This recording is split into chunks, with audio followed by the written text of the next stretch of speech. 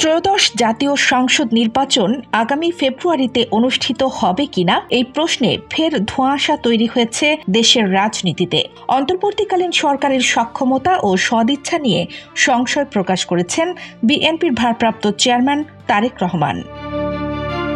তারেক রহমান বলেন, জাতীয় নির্বাচন অনুষ্ঠান নিয়ে কেউ সময় ক্ষেপণ করতে চাইছে কিনা এ ব্যাপারে গণতান্ত্রিক রাজনৈতিক দলগুলোকে সজাগ থাকতে হবে। তিনি প্রশ্ন তুলেছেন, অন্তর্বর্তীকালীন সরকারের পক্ষে আদৌ নির্বাচন আয়োজন সম্ভব কিনা।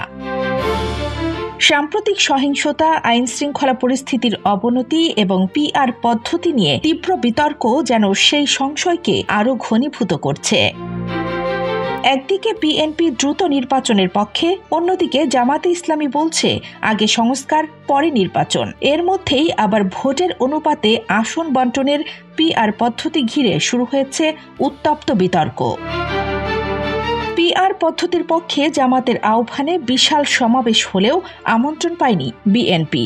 এ বিষয়ে বিএনপির স্থায়ী কমিটির সদস্য সালাহ উদ্দিন আহমদ বলেছেন, দাওয়াত দেয়নি, যাব কিভাবে? দাওয়াত দিলেও যেতাম কিনা তা বলার বিষয়। বিএনপি জামাত রাজনীতির মাঠে এই দূরত্ব আর অনিশ্চয়তাই জন্ম দিয়েছে এক বড় প্রশ্নের, নির্বাচন হবে তো কবে হবে?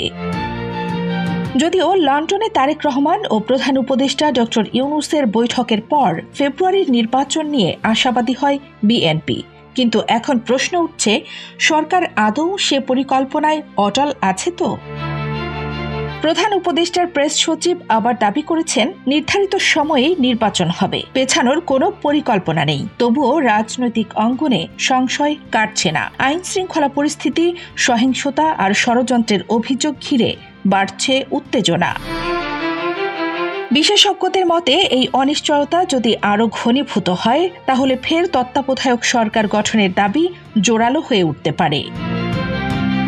বিশেষজ্ঞরা বলছেন, তারেক রহমানের সংশয়টা মোটেও অমূলক নয়। বাস্তবতায় প্রমাণ দিচ্ছে নির্বাচনের পরিবেশ আজ প্রশ্নবিদ্ধ। এমন অবস্থায় রাজনৈতিক দলগুলোর সম্মিলিত আলোচনার উপর জোর দিচ্ছেন বিশ্লেষকরা। নির্বাচনের ঘোষণা হয়নি এখনো, মাঠে মাঠে উত্তেজনা, রাজনীতিতে দ্বন্দ্ব।